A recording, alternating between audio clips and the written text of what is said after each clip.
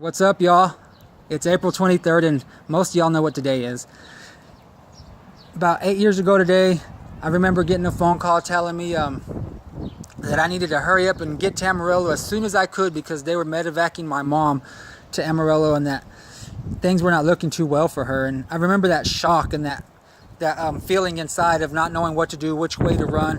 And on that day, I ended up having to deal with the losing of my mother. And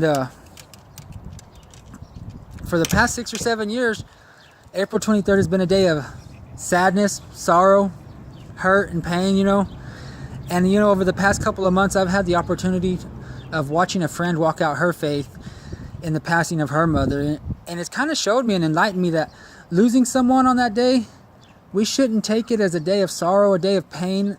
We shouldn't be sad. In fact, we should be joyful and rejoicing that our family member has finished a good race and that they're up there. They're up there with God on the streets paved of gold, And I know there are people out there that like to judge other people, and they like to make you think that your family members are not up there right next to God just because of their past and their sinful actions, And the harsh reality is that not everybody is going to make it up there, but there's no doubt in my mind that there in the past few days of my mom's life, while she was laying there sick in bed fighting this sickness, that she was praying out, crying out to God, asking for forgiveness and repenting there in bed as she dealt with this sickness.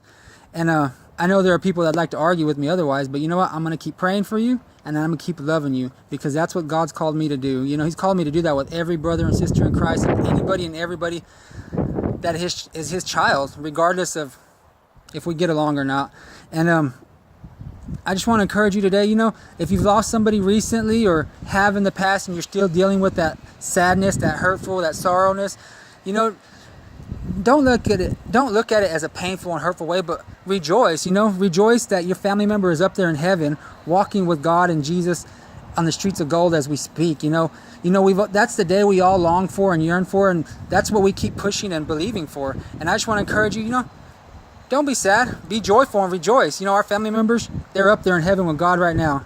Y'all be blessed. Have a good day.